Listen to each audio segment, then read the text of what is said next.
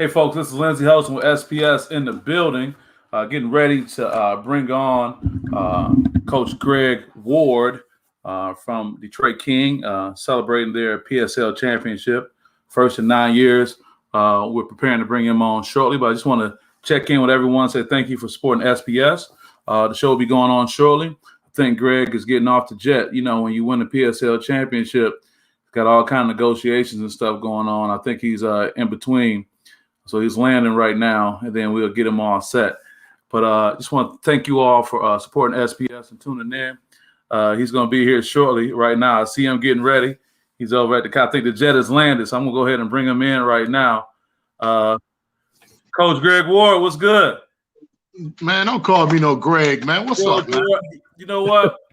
I got somebody's name on my phone. You know I know better. You got to tell me. I already know, man.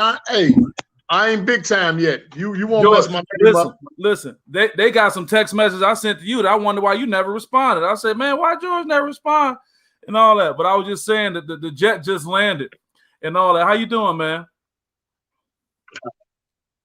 Man, I'm good, man. It's good to see you, my brother. Yeah, I was saying that when you win the PSL title, you know, you got all kind of negotiations going on. The jet just landed. You in between. They trying to rush you from one place to the other, you know, to get you straight and all that. You know better. Hey, brother, what they give us, my man, the only jet I see is please, it's on a New York Jets helmet somewhere on TV, brother. But check this out though. But to that point, and we got a lot of things to talk about. I'm glad to have you here. It may not be about the money, but the influence, the way you touch lives, the way you get a level of respect that no money could buy. Is it fair to say that's the trade-off when the money's not there? Totally. The total trade-off for me, I mean, you know, I'm just talking, I can eat what I want to eat pretty much every night. So, you know, I can't complain. But the harsh reality of it is, yeah, man, it is very rewarding for me when I see our young men accomplishing some things that they want to accomplish, not just athletically, but obviously academically, but the social piece as well, socially being what they're supposed to be and becoming responsible young men. So, you know what, that even though it doesn't put anything in the bank account, it really fills my heart with joy. So, you know, that's why we do it. It does. You know, I got a number of topics I want to talk to you about, you know, during COVID. You know, it's hard to believe, man. It's been a year since you and I chalked it up. Check this out, a year. And I'm going to take you back. I'm going to throw a photo up here just as a reminder. Man. It was a minute. Man, it's been a minute. I needed the cut. I had to.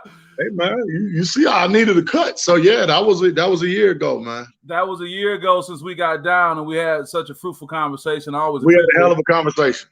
And it's always like I be having a moment. I'm like, man, what George at? We need to talk to what George think about this. We need to holler at you right now. But that COVID had it shut down. Well, first things first, congratulations on the PSL championship. Congratulations on what you've done.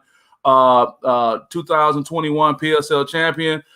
This is the King's first PSL championship in 9 years, and ironically, it was against Pershing 9 years ago, right? Yeah, that's right. Yep. Two-story against program. Pershing, they defeated, and their girls defeated Pershing that night as well. So it was a double up for King High School at that time. Obviously, I was still at Detroit Southeastern. But, you know, it was a wonderful night for the city to have four power programs, both the girls and boys from King and Pershing get together, and King come out victorious 9 years ago. No, although we had defeated King about 2.5 weeks earlier at King by about 20 points. Woo! Hey, but that wasn't the one. You know how that goes. That game don't mean nothing. It's a new game.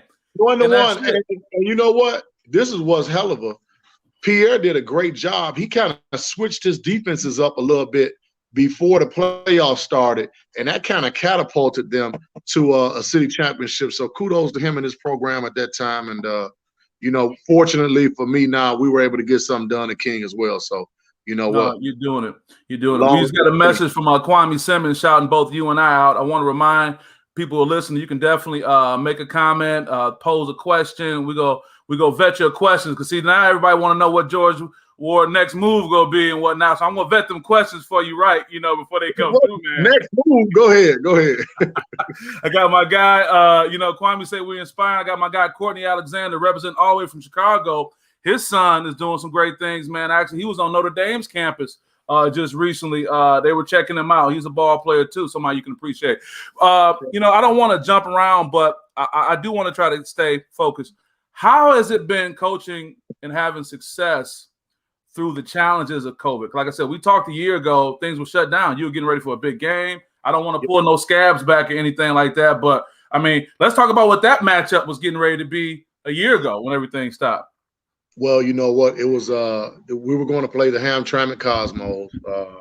And, again, Dennis Foster has done an outstanding job with his program. Just watching DJ and shout out to DJ and those young men over there. But we were going to play them in a district championship. We had just defeated a tough East Point team. And we kind of, out the back of our heads, we were kind of on our side out. We were kind of looking all year, looking forward to playing Hamtramck. And I know they were looking forward to playing us because they hadn't, from a state perspective, they haven't been getting the respect that I felt like they deserved. So, they had a chip on their shoulder, and rightfully so. And unfortunately for us, but not only us, but unfortunately for the public and the basketball world, and no one got to see that. And if we can take care of business tomorrow evening, maybe the world will be able to get to see the Hamtramck King basketball game that so many have been looking forward to. And what you're referring to is the districts. What's your district matchup tomorrow, and where are you physically going to be at?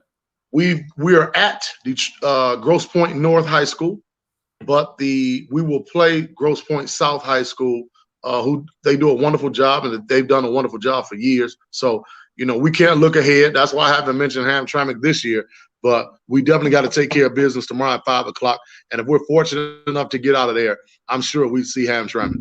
Yeah, and and then another question I want to ask you, and you kind of touched on it with not looking ahead, staying focused, dealing with tragedy, not only the COVID tragedy, but the loss that came so close to your program with the dear Casey Willis. Shout out to Bay Bush and Brother Willis on your team, his sister. I mean, again, not trying to bring up wounds, but these are realities we dealt with. How did you handle that? Because at the end of the day, you came out on the other side. You came out victorious with a championship. How did you guys handle going through that? Well, I want you to think about this, because to say that Casey was close to my program is actually false. She was a part of our program. If you look at some of the film, we were able to look at some footage from this past summer. When she got off work or she was done with class, you saw Casey. So Chauncey has done probably as good a job as any 16, 17-year-old young man could do. So here we are. The program itself, we felt that void. We understand that she's not there physically, but obviously she's there in spirit with us. But so for everyone to have to share those tears, and to start the season off, I'm gonna tell you, those first couple games, and even now, but those first couple games were hard for us. It was hard for Chauncey LaRon Willis Jr.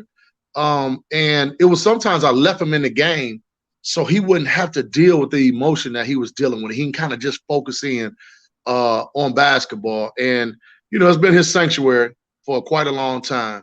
But the young man and his tremendous family, with the support of his family, and obviously us being a part of his family, he's made the best of the situation as you could. And then you look, Coach Massey, who's our track coach, Fernando Massey, he has been battling cancer. Now, he does everything for our program. I'm talking about from washing uniforms, putting everything away, making sure our rosters are taken care of, filling up bags on game day, making sure I have my towel on my shoulder once my wife gives it to me in the morning. He does everything, and he's in the hospital right now. So our young men have been dealing with a lot. My assistant coach, Derek Clark Jr., his mom is having some health issues as well. Coach Ernie, who was our assistant coach on our girls program, he passed during the pandemic. Coach Reynolds, the legendary Coach Reynolds at Detroit King High School, is possibly the greatest football coach that we've ever seen in the city of Detroit. He passed away. And then recently, Coach William Winfield. I called him, ironically enough, I called him LL because he was a living legend. and to see him pass away and everything that has happened to our King family, and for our young men to be so resilient, so focused, so determined, so unified. It has been amazing for me to watch. And, I'm just watching this thing progress. So whatever happens in the next 2.5 weeks, I'm going to still be proud of these young men because this has been a life lesson for them. And this is one test that I got to tell you, they definitely got an A+ on. Yeah. If I had a crystal ball and some kind of way could have told you when the last time we talked, everything that was going to happen, the passings, those people you named, and things like that. And if I would have also threw in there, by the way, you're going to win the PSL championship, would you believe me? Well, there's no way I would have believed all those other stuff. All those other things would have taken place. I kind of believed we were going to win the city championship. We probably should have won the city championship last year. If Chauncey doesn't get hurt, I can go on record, and I'm not that guy normally, but I will say most people kind of understood. At Chauncey doesn't get hurt, we're probably looking at a back-to-back city champion right now.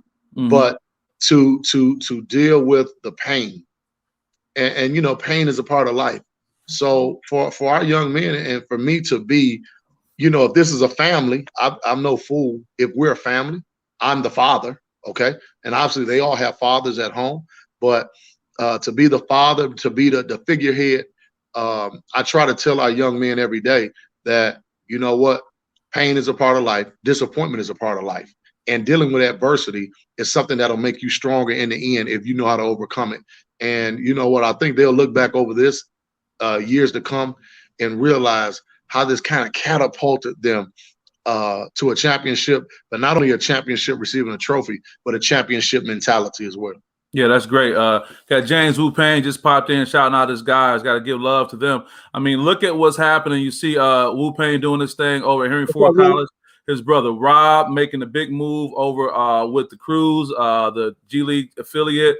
I mean, just to kind of get off base, when you hear him getting his presidential role, his GM role, I mean, how do you feel when you hear a native Detroiter make those kind of moves like that? Well, you know what? Obviously, knowing Rob for years, him being a Puritan Avenue guy, unfortunately, shout out PA. PA, no question about it. Unfortunately for him, he went to Mumford, but we'll let that pass. I got it. But he rectified and corrected that by going to HBCU. But in all honesty, watching Murph do his thing, man, it's been a pleasure. He was coaching JV at Central when I was coaching junior varsity at Cooley High, and Rob and I have been cool for years. We talk. We actually, before he got the Eastern Michigan job, he'll tell you he and I were down at the Final Four together, having a good time, and so he's a good friend and just proud of the brother to be able to not only even interview for that position, but to be qualified for that position and be professional enough to take that position. And he's going to grab that thing by the horns and do a great job. So we're proud of him. We're looking forward to it. Yeah, great. Shout out to Kevin Marshall. He's the coach of Saginaw Bridgeport, the Bearcats. They got a great run going up there, both football. He does a great job. That's right. Kev does a great job. Yeah, that's what I want to shout him out. But kind of staying on that collegiate topic that you brought up, man, we need more of these conversations. That's Solomon Span shouting you out. Absolutely. Got George Ward here representing for Detroit King and just representing for the community overall. Let's talk about college, not only just the NCAA, but I don't know, it's like Bloods and Crips. I got Michigan fans and I got, Spartan fans on here. So maybe we could touch on two different topics with that. I can't help it. The Tom Izzo interaction that kind of, took the world by storm, not only the early exit for the Michigan State Spartans, and if this is considered a controversial conversation, it's okay because it's you. I can stuff controversy your way, and you can manage it and you can handle it. But I know there may be an internal bias as a coach. I'm a former coach, you're a coach, and we feel a certain kind of way. But I'm just curious, and I wanted to just get your thoughts on that halftime interaction between Gabe Brown and Tom Izzo. Well, I want to think about this. Here we are.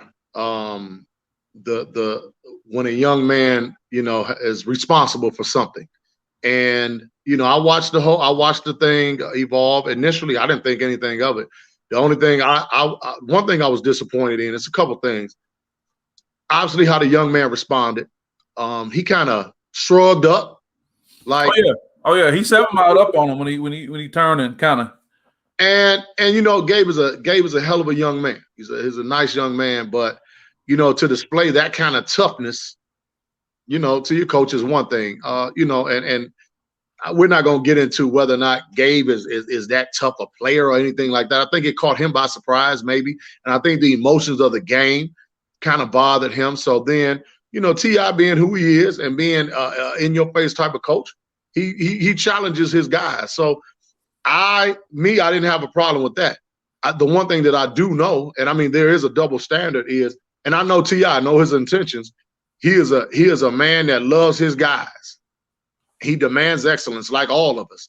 So obviously the conversation would shift to, if that were me grabbing a young man of European descent, how would that be viewed? And unfortunately, that is something that people are going to look at. But I also know T.I.'s intentions, and I know that staff very well. I know he didn't mean anything. Obviously, Gabe is 6'8" tall, and he's 20-some years old. So, I mean, obviously he didn't hurt him, but maybe I think the shock or the embarrassment, and more importantly, I think the way that Gabe responded kind of is what took everybody by storm.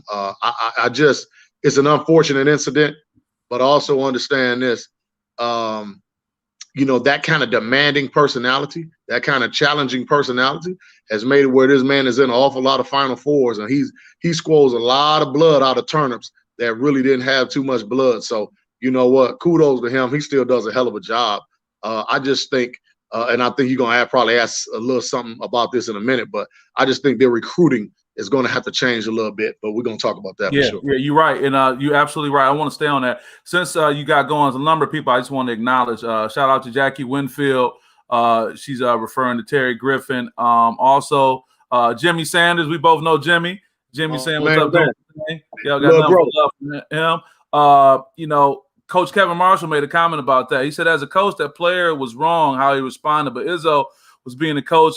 He'd been there and done that, but it was one of those in the moment things. I think we can agree with that. And I also want to say, and then Tom, I got a relationship with Tom. I got nothing but love for Tom. And I also want to say that had he known that the camera would have been on him like that, that'd have been. I like how you got that hardware in the back too. By the way, it's good. A lot of people don't have that kind of hardware in the back, baby. No, not in your basement. Everybody don't get that. But go ahead. Right, but one thing I was going to say is that to your point, man. To your point about if it was you doing it to a white player, and I think that's the issue I have, because like you and I both said, we got a relationship with Tom. We got nothing but love for Tom. We know how he gets down. Ain't no doubt. And I don't even think it's about him at this point, because, he's going to do what he's going to do. He's been doing that. But we're so quick to accept it, Tom being Tom. But we can't say that's George being George. That's Lindsey being Lindsey without there being, or who I'm going to transition to in a second, Juwan being Juwan. But just want to know your thought about that. Lakita, the coach Gans, had something to say. She said MF facts. She's trying to put that out there. Shout out to Lakita. Right. And all that she's doing. And, hey, little sis, what was facts though? Specify. What was the facts? Don't worry, she'll bring it back around. And there also, too, you mentioned a number of people that were integral to the program, but somebody I got to mention and shout out to make sure you don't have no problems later. Is your lovely wife? You got you some championship tickets, right? Baby, he got us on here kissing. He got our picture on here kissing. You mentioned she gets you your towel in the morning and get you straight, but it's good to have that support. Okay, we talked about time, and that's gonna be something. Lori, right on time. She said different set of rules for the melanin. I got you. She right on time with that. And this is Lakita staying there, and we can stay on there for a minute. It would have been a problem even if it was a black coach doing to a black player. That's what I was about to say. Okay. That's what I was about to say. And Keita is absolutely right, because, again, I get it.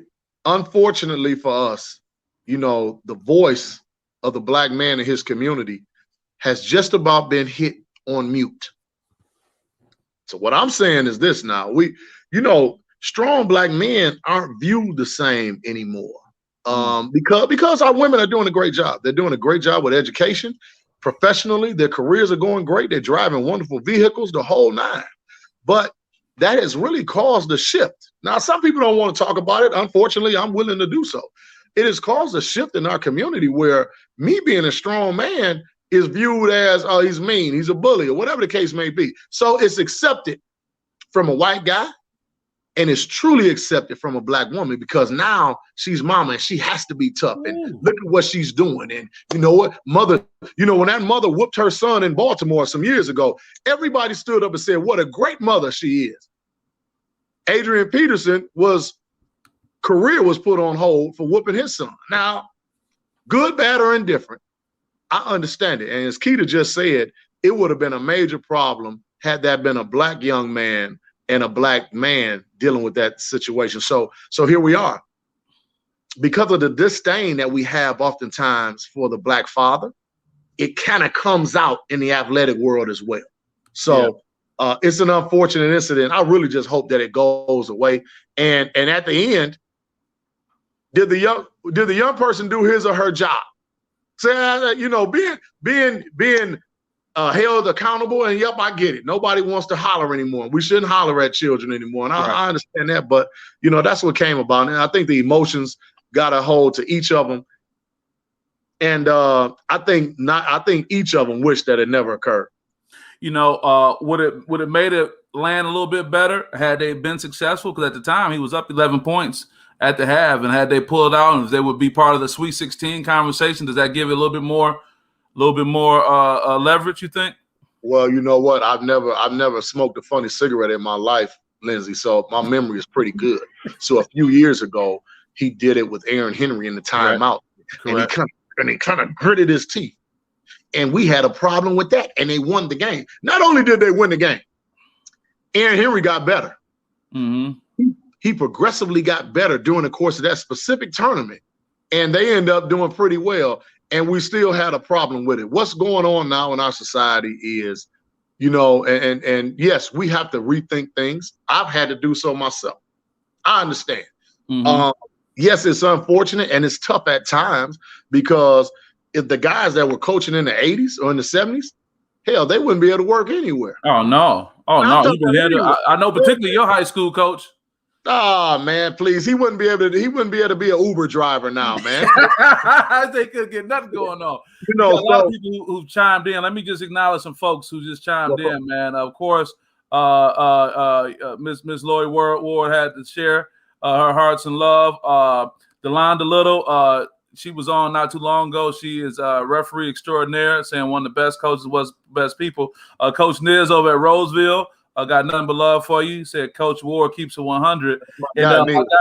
My guy Courtney out of Chicago, he kind of stayed to that point, talk about the demasculization of black men at an all-time high. I mean, that's what it comes down to, emasculating us as it relates to you too strong. Now, I noticed you mentioned that you kind of had to make a little change a little bit, and that's kind of my underlying point, Coach, as it relates to you can't go into a head coaching opportunity, and I'm not taking anything from where you are, but if you were, interviewing for the Indiana job, we can talk about an Indiana job, right?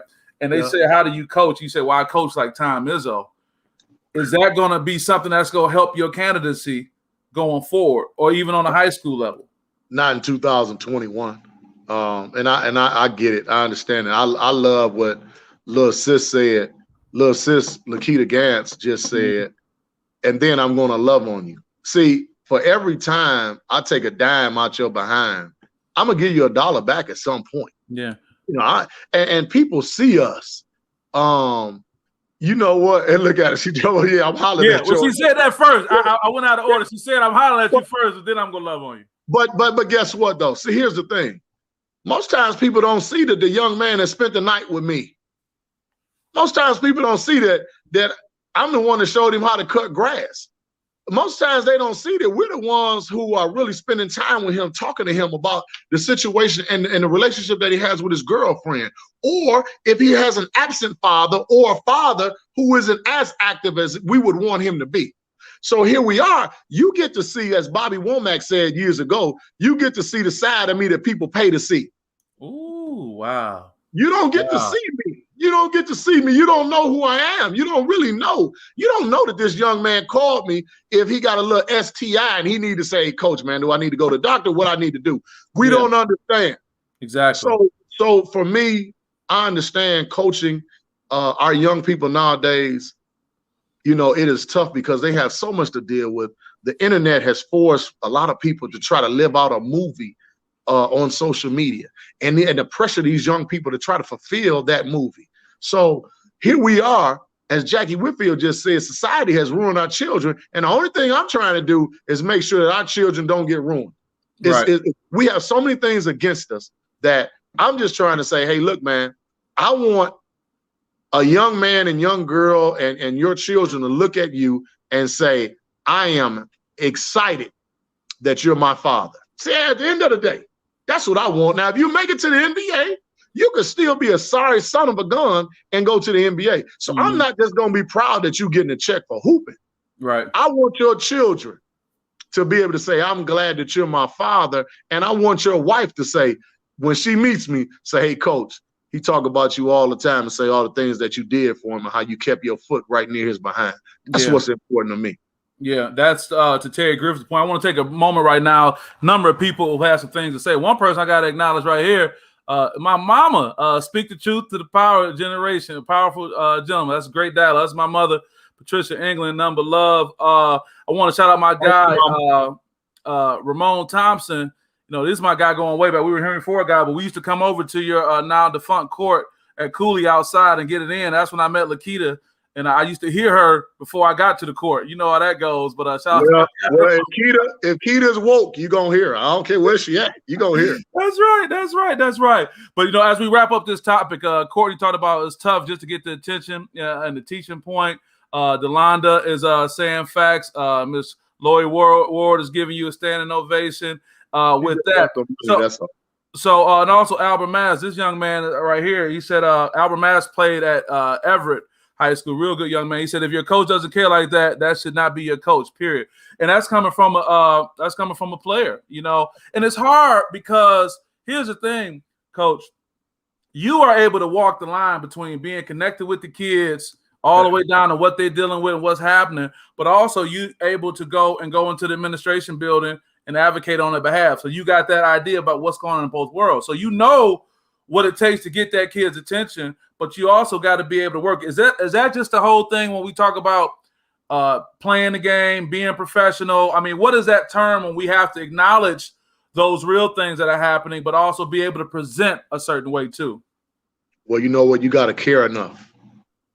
You got to care enough. And if you care, you know, oftentimes I hear people say, well, you know what? He didn't have a father, so that's why he's not a good father. I think that's the worst shit I've ever heard. Excuse my mouth. Because here we are. If you care enough, then you'll love enough.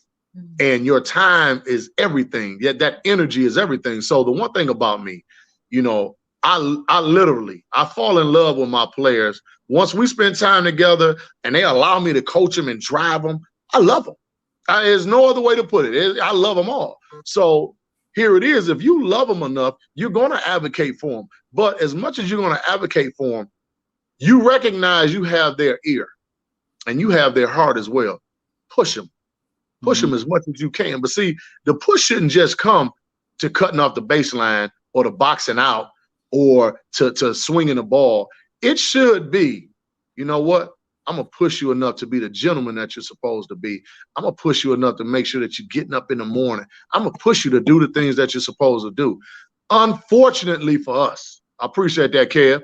Unfortunately for us, our kids have been accommodated so much where you are now viewed as the bad guy. If you tell them, hey, man, you didn't shoot the ball well last night, but everybody else has told him, man, you shot the skin off of it. Right. You are now the bad guy.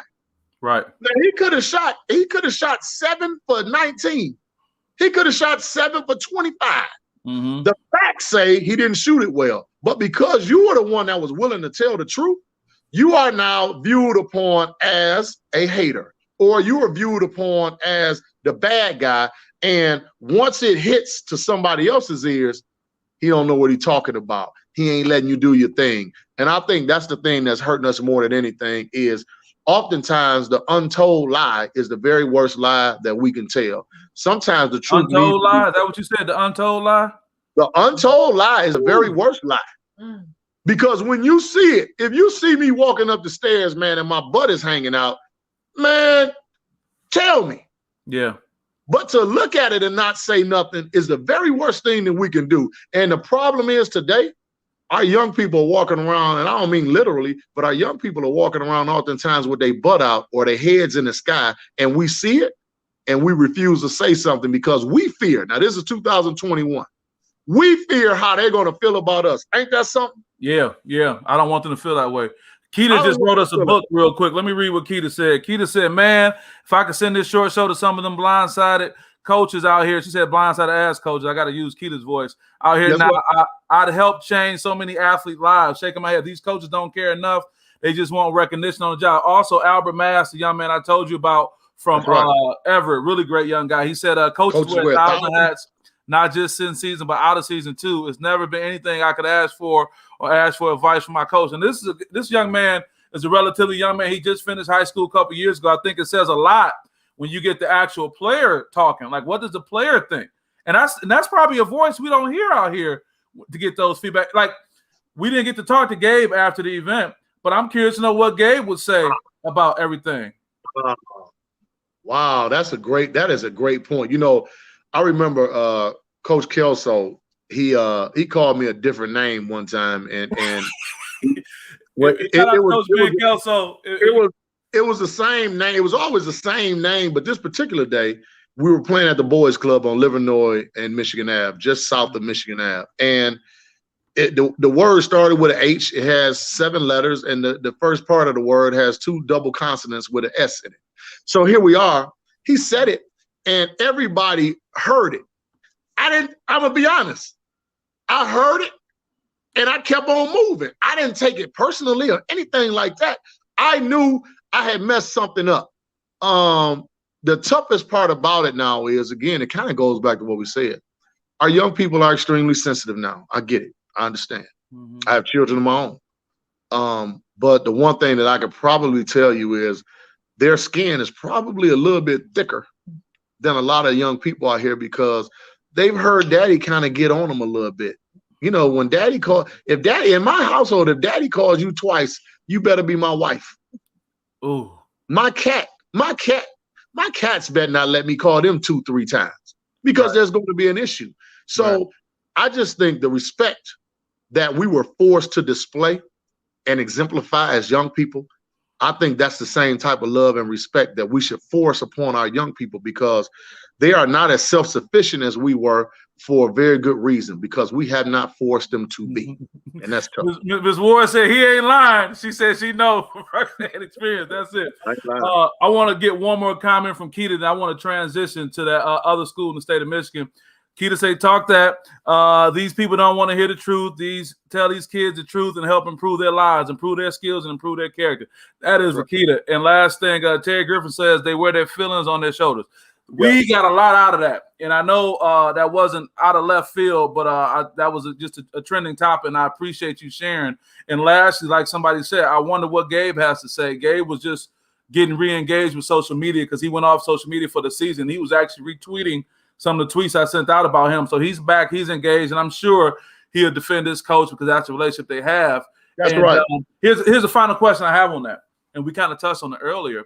Tom being of the age he is, you know, older guy, he probably has less seasons coaching than he had more seasons, meaning he ain't going to coach the same amount. After Tom transitions from coaching at Michigan State, because that day will come, will we see more coaches like him, or will he be the last of the Mohicans, so to speak, where that style will leave with him, if you will? Damn, you're bad. You one of the best journalists out there. Oh, man, I appreciate you, man. Well, you can relate. Well, here we are. I've said this forever. Raphael and I talk about this. Raphael Peterson, Wendell Green Sr. and I have talked about this, and my staff. We're dinosaurs, my man. We're dinosaurs. So when T.I. leaves Michigan State, there will be very few coaches like that. And the thing that I love about Tom is the love that he has for. We're not talking about a situation where one of the coaches that got fired earlier this season down in the state of Kansas, I ain't gonna specify where he was, where it was almost like he hated people. You know, it's almost like he had gotten too big for his britches. And there are often times, oh yeah, where we say some things, and I've said some things that have gotten me in hot water in my marriage. So I get it. You know, when you get upset and you're dealing with your emotions, and that's something that I've had to work on. You know, and again, it's quick for me. I'm just say something, my mind get to rolling. I don't go over the top and go crazy, but I know it can be hurtful. So again, we have to be conscious of that. But in the heat of the gym, in the locker room, there's certain things that I think young people know, you know what, my man loves me. And I think when your player knows that you love him, when we talk about running through a wall for someone, the one thing you have to do, I had to end on a signature on my email that said, you can't have anything without discipline, but you can't have discipline without relationships. So, you know, for me, before you see me grab my kid and lift his head up because I'm talking to him, he's not looking at me in my face. It's not because I'm hitting your kid or anything like that. I want him to look me in my eye. I want him to understand that as a young man, this is your responsibility because I'm gonna look you in yours. Unfortunately, not only has the father some kind of way, kind of in certain instances, removed himself from the household or the family, but we've removed the uncle from the family. Wow. And the uncle played a big role. See, it used to be a time now. My father died when I was 9, and my mother had some real bona fide gangsters for brothers, my guys. And if I cut up, which I didn't too much, they would let me know. Now you don't disrespect my damn sister. You don't get out of line. From an early age, you got that. From an early age, you got that understanding. Hey, listen, my man. I was still scared of my uncles, and I was bigger than all of them by the time I was 19, 20. Right. I was scared of them. Right. Because I understood that respect that you're supposed to have for your parents, for your mother, specifically your female family members and females, that is enforced by the males in your family. So what we've done is kind of remove the uncle's role, and the father has kind of downplayed his role. So now we're getting so many of our lessons from our mothers, aunties, and grandmothers. And it's created a situation where our young men aren't as tough as they need to be mentally and emotionally. Yeah, I appreciate that. I want to tell our listeners, we're going to get ready to transition from this topic, but even still, I want to kind of get these comments on the record. Lakita talked about, I think there are coaches like him, but they don't do it in the house. These programs aren't getting to where they are successful without being like Izzo. True. And AJ Whaley, my guy, shout out to Mumford. You know, right here, he's checking in, saying facts, no love for AJ. My guy, Mike Douglas, who's repping Hamtramck as well as Western Michigan, our beloved fraternity, A5A. He said this era is too different where rougher father figure style coaches are not accepted. The household does not even display that role at home, which makes it hard, right? Shout out to Terrence Cooper, my guy up here with Dansville program, doing a great job saying talk that talk. I appreciate you. Jackie Wilfield says most kids don't know how to communicate, which is a good point. She said most kids don't have a problem communicate. So we got a lot of good things going on here. And Kevin also says build them relationships first, and you can be tough as nails because they know you care and it's coming from the heart. So with that, I want to transition to the other school in the state. And it's kind of to Kevin's point. I know Kevin low-key loves him some Michigan too, so this is right on time. Talk about Juwan Howard. And before I get into what I'm starting to call, Coach, the Juwan effect, again, the Juwan effect, meaning what I think is going to be a wave of black head coaches in college basketball. Yes, sir. Ben Johnson just took over the role at Minnesota. And I think the key is going to be that they're going to be alumni, because there's something to that because they are familiar with it and they know it. And you're going to see a lot of that, and it's going to be getting away from that middle-aged white male coach running the program. Hey, we said it. We can talk. You know, it's SPS. Got my own platform, right?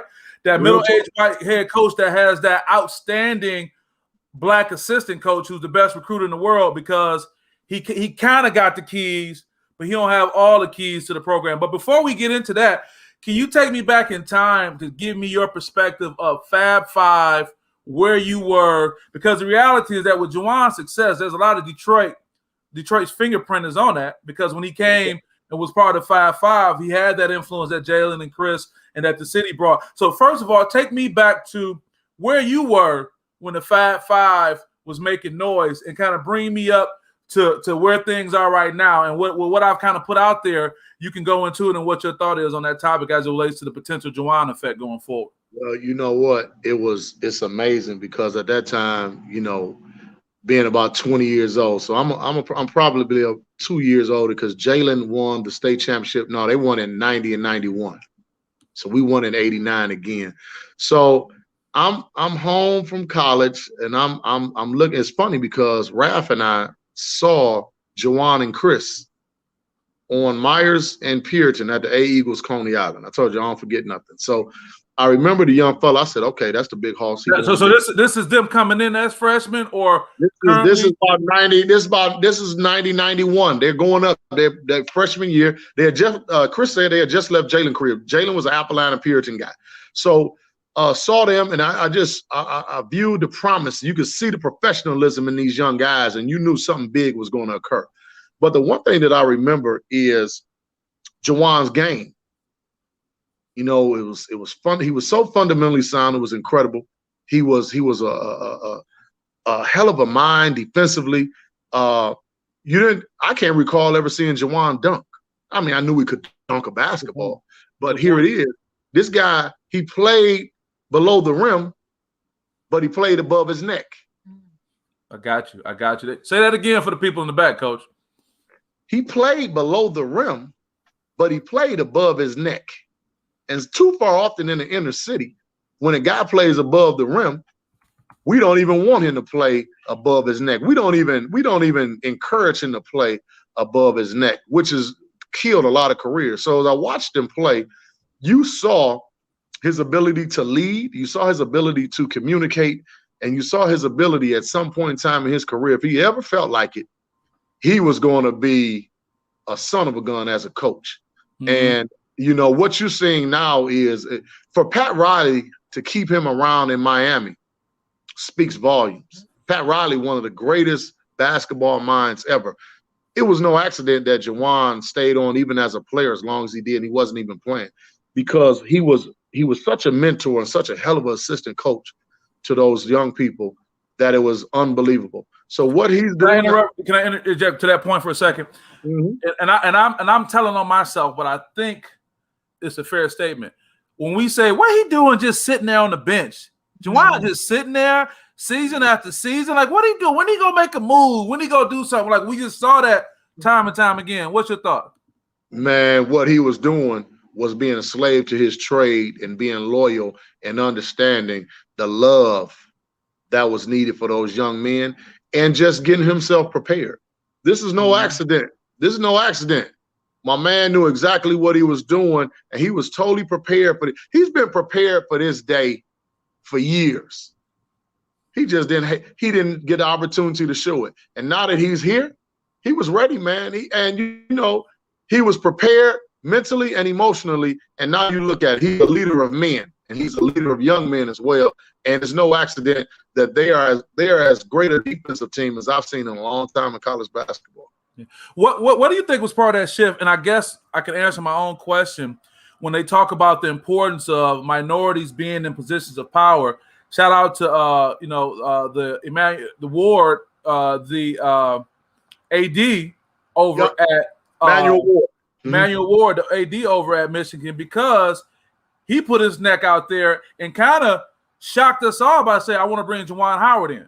And for him to do that kind of started this push. And obviously with the success they have, whether they cut down the nets, for the championship or not, that's created something. But what do you think was part of that different effect to make us start looking and start saying, hey, these guys can take on these roles? What do you think was part of that transition? Well, I think I misspoke. I think it's Wade Manuel. I think that's his name. But my bad. I'm saying Ward. Well, but here it is. we've always known, people have always known that these men could do the job. You know, oftentimes what they do, they'll find someone that could just do a decent job as opposed to saying, you know what, let me be real and let me give him a shot. So I think at the time, you know, a great decision was made. You've got in the football position, you got an alum. In the basketball and it's position, Ward Manuel. We got it right, Ward Manuel. You've got an alum in each spot, and Jawan being as professional as can be and being a leader, it was a no-brainer. And I know oftentimes there's been other no-brainer situations in which the brother didn't get the job. But I hope that this catapults, and like you said, you look at Minnesota, what they just did. I hope we can start to level off this playing field a little bit and recognize that the connection between these coaches and their players are essential. And we're bigger than just going out and getting players. It's kind of funny how that works. You know, sometimes we've been treated as field hands, and we go out and get some, you know, we go out and get workers, and then, you know, everything is done good. While, you know, as we look at it, somebody riding around on a horse gets all the accolades and all the glory. So I think now with Jawan doing, and what's so beautiful about it is, I mean, Saudi Washington. Shout out to Saudi. Howard Isley. I mean, you're looking at a staff with brothers, man, and Martelli is up there helping it. So they are doing a great job. Mark is working his way back around there too. Oh, come on, man. That's gonna happen. It's going to happen. Okay. So here we are. We're just really looking at a man who's been groomed for this, who's prepared himself for this, who will lead the way. Again, the black coach being highly successful isn't new. You know, John Thompson, John Chaney, over the years, you look at all the, you know, Kelvin Sampson. But here's the thing. We're not in a position where we can be mediocre. Wow. You know, I look at white coaches who do a terrible job. I look at them do a barely average job, some of them, and they just get recycled. We aren't fortunate enough to get recycled at the college level. So once we do a considered a bad job, we are a lifetime assistant from that day forward. And I think what Jawan is doing is really something that's wonderful to not only men in the coaching profession, but it's also wonderful for our community. So our young men can see someone in leadership who's polished, who still has his ears to the streets, who still looks the look. I mean, he keep the taper going, hell of a, the goatee. I mean, he got it going. I mean, the fact that you can do that, you can be clean and still stay connected. And I think it's not giving up anything. Come on, man. He hasn't sacrificed anything, and he is still who he is. And it's a blessing for us to be able to watch this and witness this up in Ann Arbor, of all places. Yeah, there's a sub issue in there that just came out. I want to touch on this too. And I can appreciate everything you're saying, everyone chiming in. You know, we're seeing the consistency, Big Ten program, alumni, African-American, Juwan Howard, the other young man in Minnesota, alumni. So what can you say to people about staying the course? You talked about that with Juwan staying low in Miami. And now we're in the portal situation. I communicate with Coach Mel Tucker all the time about the portal. Matter of fact, John Calipari said he going all portal for his next recruits, whatnot. So now we're talking about this movement. So my question to you, Coach, is how do you build roots where you can have the athletic director say, hey, this is our guy. He's been here for 4 years.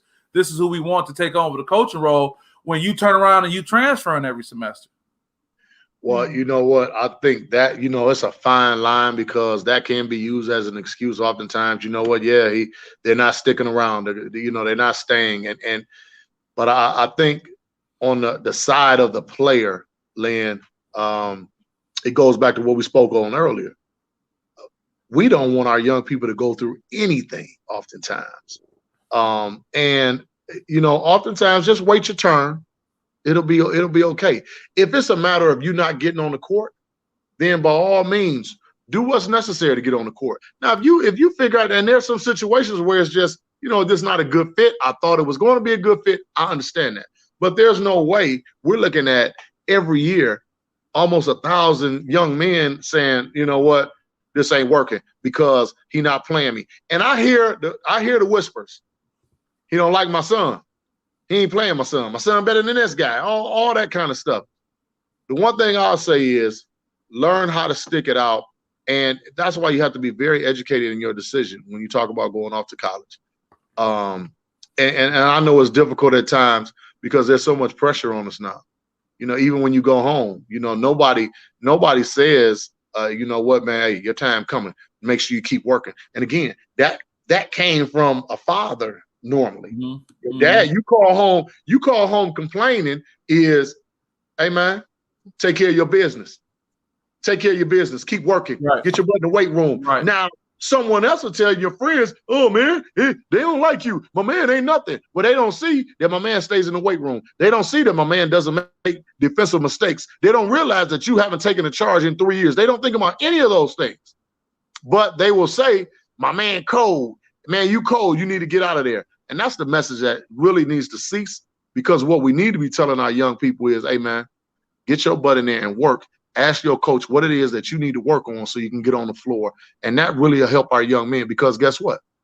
All these young men that are transferring all the time, and again, some of it is justified. I'm not saying that at all, but here we are. Oftentimes, these are the same young men that bail out on their families.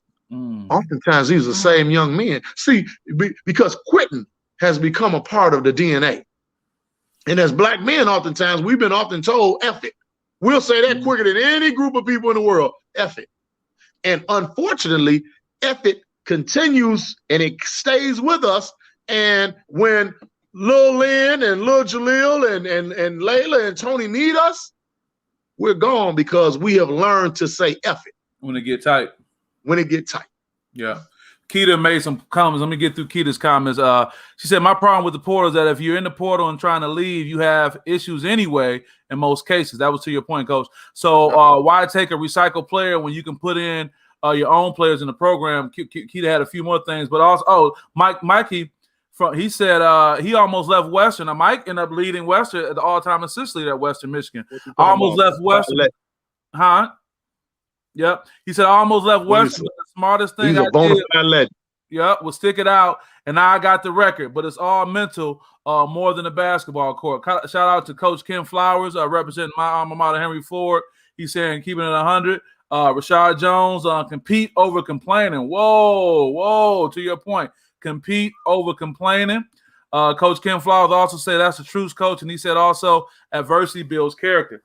So, Coach, we're going to be hitting the top of the hour soon, and we've had a number of people chime in, and I think as we talk about this whole, I'm good, man. I'm good. I'm home. I ain't around the corner at the bar. We can kick him all lady here. So we're good. I'm good. I want to recognize that. And as we talk about this Juwan Howard piece, you know, I mentioned the head coaching job that's still open in Indiana, and it's somebody that's on my radar. I could be throwing a long shot, but I believe your brother's name is it Coach Boykin at Oklahoma State.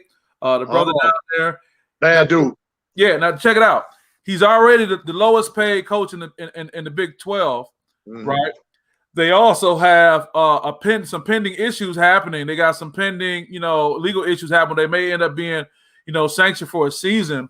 And you look at a state like Indiana that has had, truly they had, Coach Davis, my guy over at UD, he had been there, so he broke the racial lines when he went in there.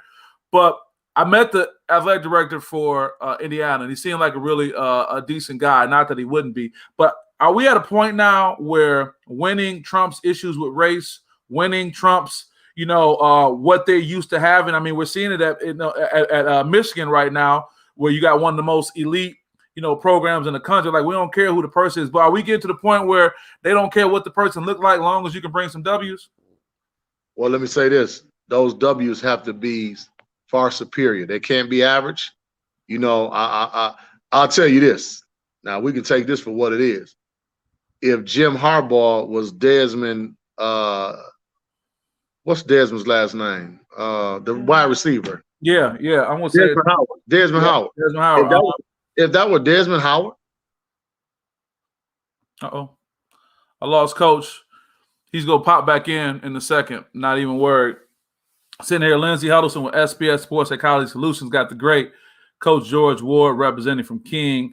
I think he jumped off for a sec. He's going to come back. I want to thank everyone who's been following. Here he is. He's coming right back. Yeah, I'm right here. No problem. I'll get you right back. If that was Desmond Howard. If that was Desmond Howard, he'd be gone. So the only thing I'm saying is we aren't afforded the opportunity not to be great. So that's all I'm saying. We're not afforded. You know, Tubby Smith had issues at the University of Kentucky, and he won a national championship. The minute he wasn't winning national championships, it was, man, you got to get your behind out of here. So you're saying, I just heard something that you said that makes sense. Mm-hmm. You're saying it ain't that we don't have the ability. We just don't get that longevity that somebody else will get. Hey, my man, you better get it done and get it done now. So you got to go above and beyond to make it happen. That's like an ugly dude. If he an ugly dude, he better get his chips up quick. Old girl ain't gonna stick with him long. You can't mess around. Or his love game better be strong. But he ain't got as much time as everybody else. It's just what it is. You're right about that. So let's forecast a little bit. You know, are you involved with AAU this summer? It depends on if AAU is going to go down. If so, I know I will continue to coach with the Michigan Playmakers. I really love the program. And again, Lord knows I hadn't ever thought about coaching AAU before, but it's a wonderful program, and it gives an opportunity for our young people to develop. And shout out to all the other AAU programs that are traveling around the world to help these young men get noticed and kind of develop their games a little bit. But for me, that's where I'll be if it goes down. Okay, why is AAU so misunderstood, and why is there so much controversy that comes when you say those three letters? Well, you know what? When you look at it, there's no game plan involved oftentimes. Now, I know, the elite levels, when they get an actual schedule, they know ahead of time for the week. But when you go to a lot of the games, you look at it and you say, damn, they haven't run anything, some of the programs, and the overall development is not necessarily preached. So what you look at oftentimes is the star player, he'll get down and you're throwing the ball all the time. And he don't have to worry about somebody really, really, really holding him accountable. Like I've seen too many stars, whatever that means, play in the summertime. And now it's filtered in high school though. So it can't just be AAU, but I think from a competitive standpoint, and we've got some wonderful coaches on the AAU circuit, a lot of them my guys, man, but these young people need to be held accountable while they're playing. And far too often, these young players on some of these AAU programs act as if the coach needs them, and it's a privilege for the adult to be coaching them. Well, so many recruited like that. They took that approach and recruited him, saying you can come, you don't got to practice, here goes some swag, so on and so forth. So it come back to bite them. So listen, man, it comes back to bite them. But they, too many of these coaches love to be able to say, that's my kid. Too many of these coaches too many of these coaches love to be able to say, hey, man, I went on this AAU visit. I met Calipari. I got Calipari on the phone. When at the end of the day, that means absolutely damn nothing to me. I want to make sure that the young man is in a position to graduate. So, it is too often that the AAU situation is kind of viewed, and the college coaches will say, you know what? Yeah, you're right, Keita. Not all of them. You're absolutely right. Not all of them. And it goes to what she's saying. Yeah, the high school coaches are doing the same thing. So they kissing so much behind that the young man doesn't feel as if he needs to develop. And I want you to think about this. This is the elephant in the room. Our dominant players that we've had in the last few years in the state of Michigan that have been dominant, specifically the city of Detroit, 25, 30 points a night. Everybody's saying, oh, they ready. Yeah. They're going to be this. He a pro. Right. Well, the game hasn't translated to collegiate success. Mm-hmm. And that's all of our fault.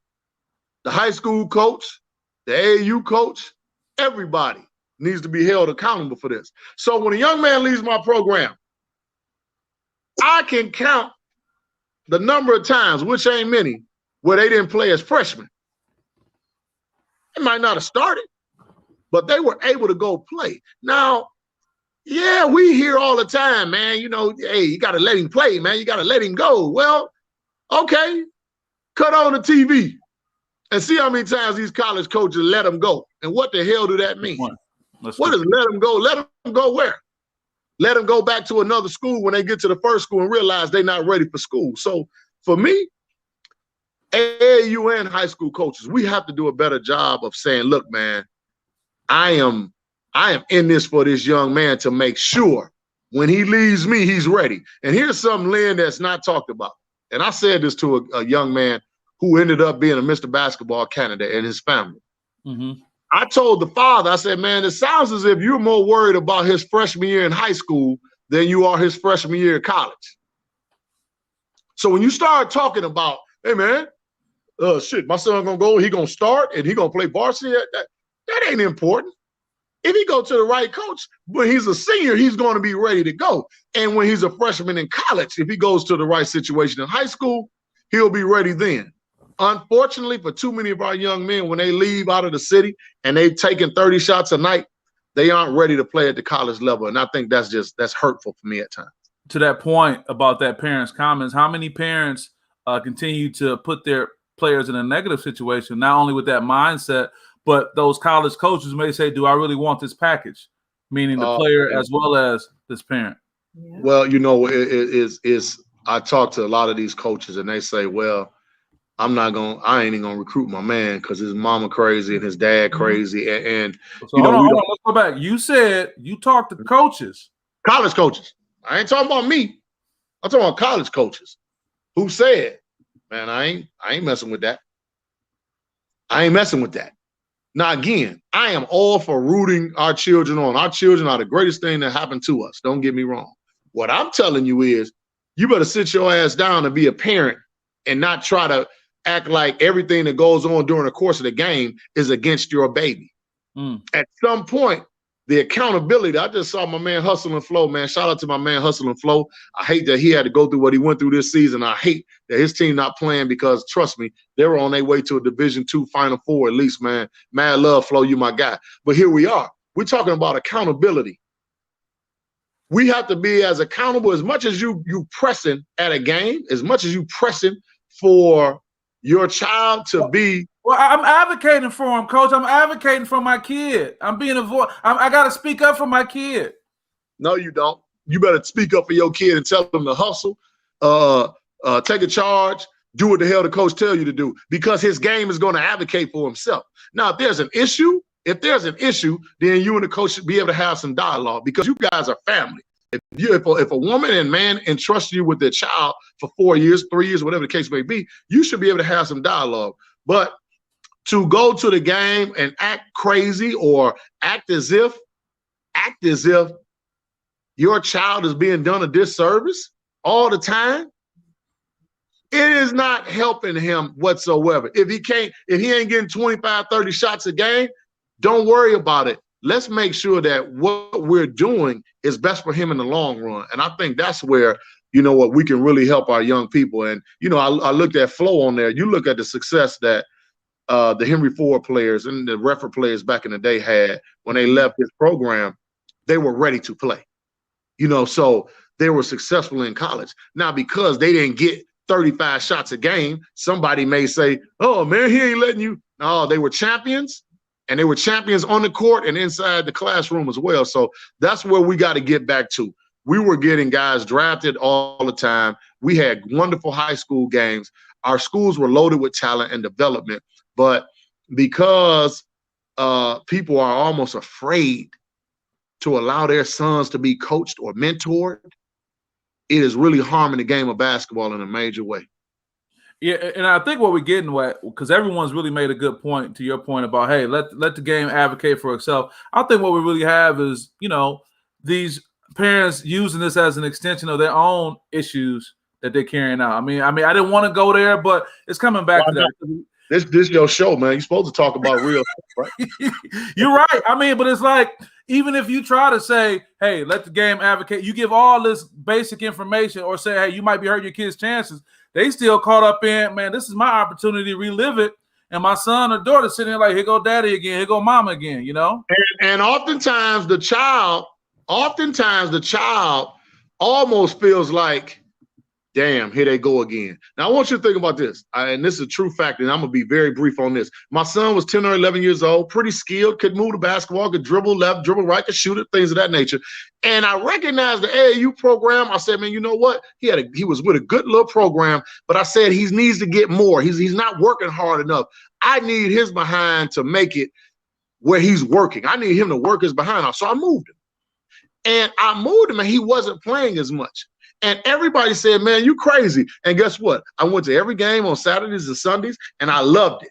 I didn't holler at the coach. I didn't have a conversation with the coach. I had a conversation with the young person whose cord I cut. I said in the car, I said, hey, man, you know what? You did a good job today. You could be playing more, but I tell you what, you're not working hard enough. Make sure you get your butt in there and work. And after about a year or a year and a half, he recognized, hell, I've got to make an adjustment because my daddy is not. The only thing I did, I provided the Gatorade. I didn't put it in his bag. I provided the cost. I provided transportation. Other than that, hey, my man, you are on your own. Make sure you take care of your business, because guess what? At some point in time, chronologically speaking, our children are going to have to make it without us anyway.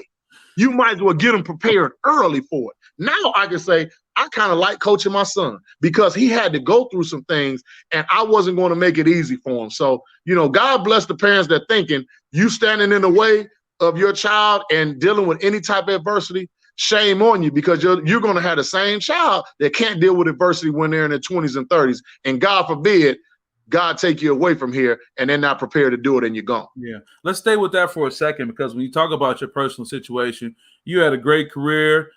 Still continue to have a great career on the other side of the ball, coaching. Mm-hmm. How was it for you to manage your ego to be able to say it's not really about me right now? I mean, easier said than done, but you know, how did you manage that? What kind of role does your wife play in that? I mean, how did you guys say, hey, we got to let it go? Or was it that you saw it's happened so many times, you know, as a coach, that you said, when I get the opportunity, I won't be like that? My job is to make sure that my grandchildren's parent that I birthed can take care of them. Okay. That's my job. It ain't my job is not to make sure that he's a great basketball player. Now, if he decided he wanted to play the trombone, I was going to make him work at being a trombone player. That's my job. So my children understand that whatever you're going to be involved in, because you're going to be involved in something, you're going to work at it. That's what my son understood. My children understand. So for me, I understand, yes, our emotions are wrapped up in them. And Lord knows, I will tell you this right now. And some people may think, no way. Whatever the max is on loving your children, I love each of my children to the max. To the max. Jaleel Tariq Ward happened to play for me. Torian English happened to play for me. Those are my sons. They played for me. But guess what? I wasn't going to make it easy for them just because I was their father. Now I'm doing them a disservice and I'm doing my team a disservice. Now, as I tell my players, I love each of you individually. Each and every one of you. I love you individually. But I love the group more than I love the individuals. So for me, my ego, I'm going to be honest, my ego wasn't wrapped around it. Now, when Chauncey hits a bucket, when Davin scores a bucket, when Shannon Carter scores a bucket, I'm filled with joy. When Jaleel scores a bucket, I'm filled with joy as well. But during the course of the game, and I'm so into, damn it, we got to win. We got to play the game right. I don't even realize until after it's done, I'll see some clips to say, all right, that's my son. He did a great job. And I'm proud of that. But I love all my young men, man. So for me, my ego is as such that if he failed as a man, that's where my emotions would be wrapped up at. I get that. Now, yeah, it serves me some good. He was third team All-City this year. When he was coming into the 9th grade, nobody thought that would have been humanly possible. And it wasn't because I said, hey, man, y'all vote for my son. There's not a coach on here that could tell you. I called him and said, vote for my son. No, man. My job is to make sure that, you know what, whatever it is you're going to do, you're going to do it well. And you better make sure you take care of your damn business inside that classroom. I'm more pleased with the fact that he was a spelling bee champ of his elementary school when he was in the 4th and 5th grade. He was on the honor roll all the time he's been in school. And he's got over a 3.4, 3.5 GPA now. And he's in the MSAT program at King High School. Wow. He got an A in AP English, man. So for me, Yeah, he can make a shot here and there, but I'm proud of the young man that he is more than anything. I want to stay with that point as a parent. And speaking of parent, I got my mom again chiming in. These are the life lessons you're speaking on, which takes the players past sports and into the world. Talk about the challenge we have for coaches who are coaching their children. I mean, and the potential conflict that comes when the child, okay, you telling me what to do, but you still my dad, you still my mom. And it's like, and I still want to be able to get these other opportunities and whatnot. So talk about the challenge that comes with making sure that relationship stays intact, but it's not to the sacrifice of the team overall. And before you go there, I want to acknowledge a few more people. My guy, Jeff Duca, strong lessons coach. Thank you for your message, appearing the right way. Me and Jeff go back to being with Governor Granholm's administration all the time. And also shout out again to Kwame Simmons. What did Kwame say? Kwame said, we are what we repeatedly do. So talk about what it's like, man, making sure that relationship stays intact with you and your child. And what advice would you give to someone else who's coaching their child too? That's a wonderful question. My relationship with my son is not based on basketball. Listen, if when he turns 25 or he turns 30 and he doesn't want to come over and sit down and have a piece of barbecue chicken with me on my birthday, then I failed him. So I'm not going to let basketball, a ball that the air can be taken out of, ruin my relationship with my son. The air in my relationship with my son can never be taken out. The relationship that I have with my children, the air can't be taken out of that. So, for me, you know what? Again, I stress to him the value of hard work and how he's respected, what you can do as a parent to make sure your child is respected, because everybody is going to say, oh man, he only get to shoot because that's his son. I think I punished my son at times for being my son. To make sure. Repeat that. You say you think you've punished your son at times for being your son. Yeah, because you know why? I wanted to make sure that his respect not only we all have a peer group. Even when you're 1 year old, you have a peer group. They're 1 year old. That's true. So here we are. As a father, I had to make sure, because I understand how valuable the peer group is. So I had to make sure that his peers respected him and didn't give him anything. So guess what? He had a C on his report card in social studies when he was in the 10th grade. He had to miss 2 playoff games, and he had been moved up to varsity. He was in the 10th grade. He got a C in social studies. And I have a problem with you having a C in social studies because every damn thing is in the book. Right. Ain't no calculations. Ain't nothing you got to figure out. Ain't none of that. We ain't got to figure out fractions or any of that. It's in the book. Right. So he got a C, showed me that, you know what, at that time, that wasn't important to him. And I remember when I didn't let him dress. And I remember his peers coming to me like, Coach, come on, man. G got a 3.2 GPA. I said, I don't give a damn. I told him what he can't get and what he couldn't get it in. And to this day, he laughs about it and he understands. But I talk to my son about life. I talk to him about his girlfriends. I know who his little friends are. I know what's going on with him. And my life lessons with him are much more valuable than my basketball lesson with him. Fortunately for him, we can kind of fuse the two and tie them in together. But he's a young man now that has really gotten serious about basketball. And it's kind of funny that Mikey is on there talking, but because Mikey, worked him out during the pandemic. And Mikey he and Mikey have a great relationship. So I always told him, if you want to do something, do it. Whatever it is you're waiting on ain't coming. Yeah, if you fit, the only thing that's coming is Christmas, your birthday, and a bus. Other than that, ain't nothing coming to you.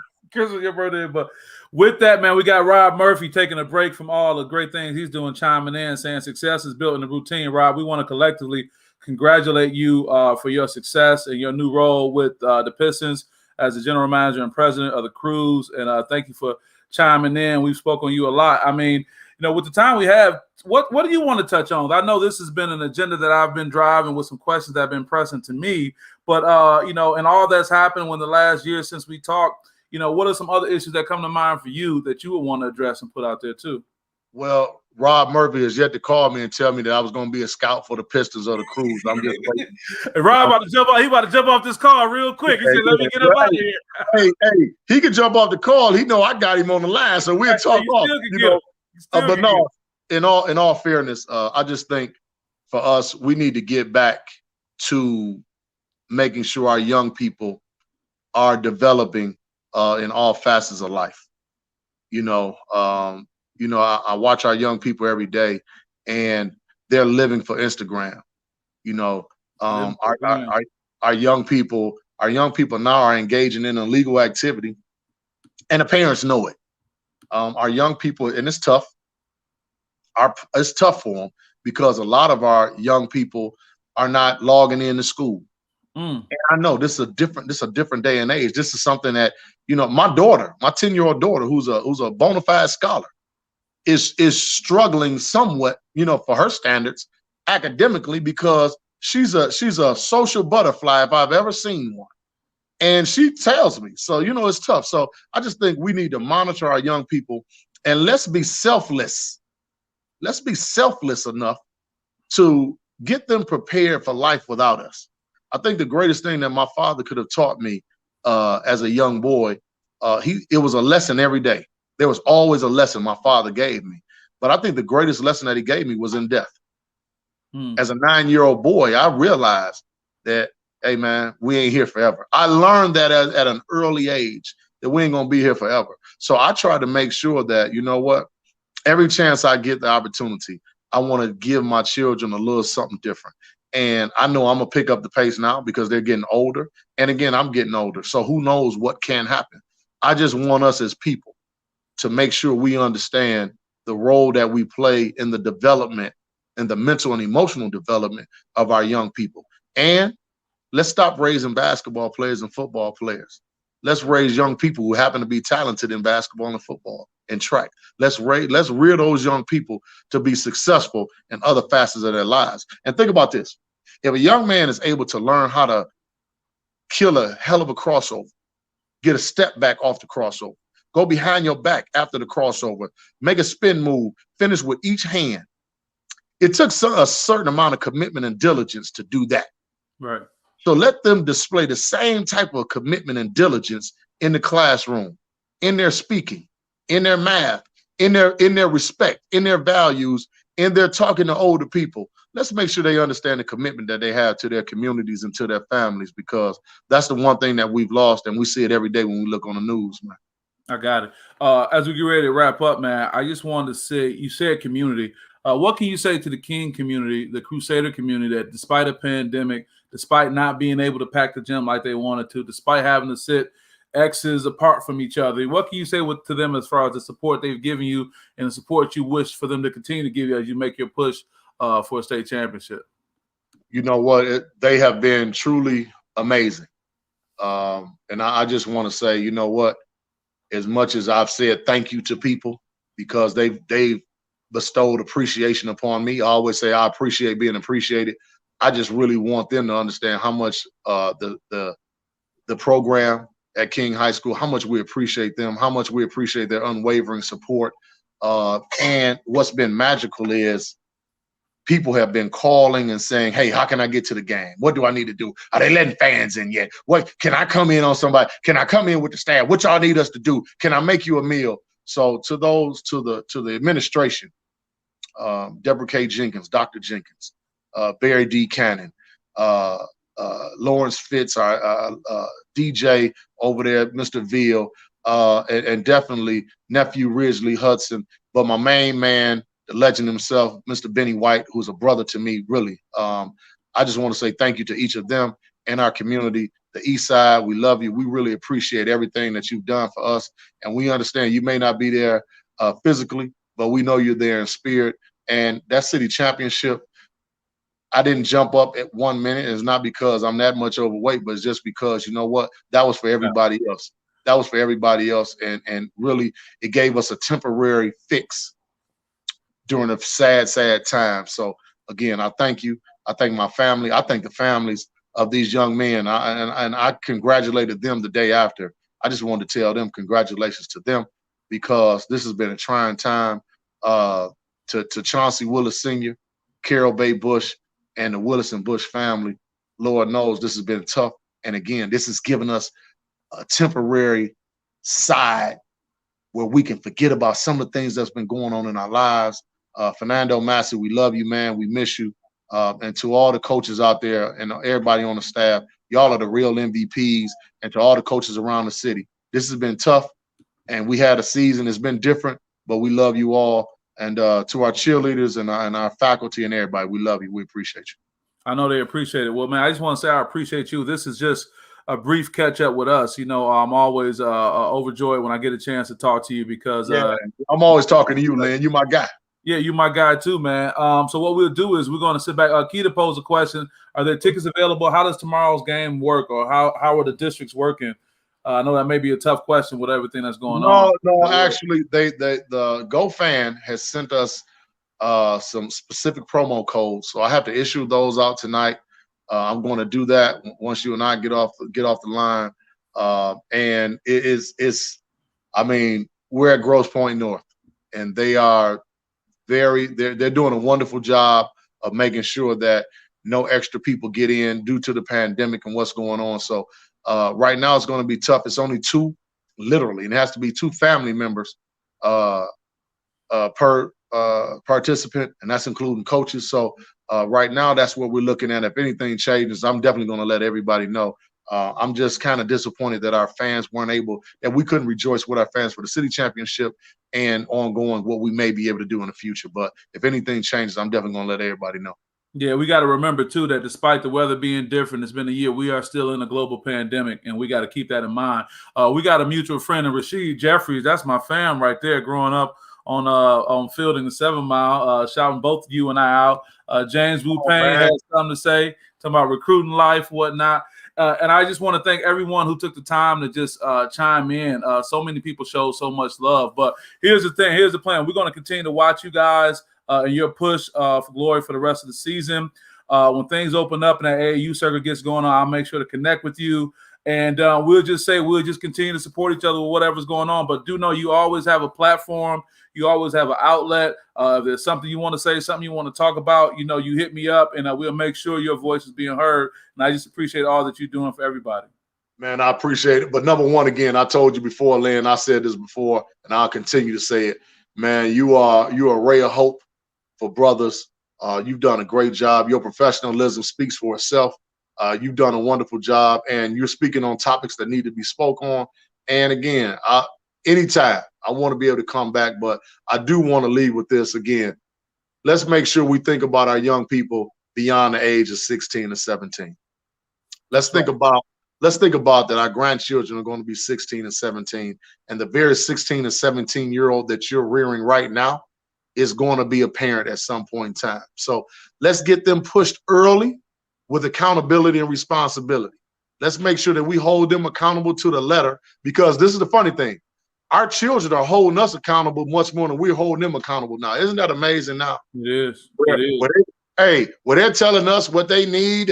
We're making sure they got internet, great phones. They got to get the Jordans. I mean, some of us allow our children to go stand in line for a dumb pair of damn gym shoes, but we won't make sure that they wake up early for school. So the message in that has to shift. It's got to change. But again, I love our community. I love the people in it. Everybody is doing a great job, man. We truly appreciate you. And again, those young people, if they want to achieve something, let's do like we're supposed to do. Make them work their behinds off to get it. Nothing is coming to those that's waiting on any damn thing. All right. I like early bird catches the worm too. And we got to get out here and get it. Appreciate you. Good luck tomorrow, and we'll talk soon. Lindsey Hudson with SPS. Sign off with George Ward. Number love, man. I'll see you soon, okay? Man, love, bro. Appreciate you. I appreciate everybody that chimed in, too. What a great opportunity. Yeah, go back and watch it again, y'all. Watch it again. There's a lot of good stuff in there. All right, I'll see you, brother. Take care. My man. Yeah. Yep.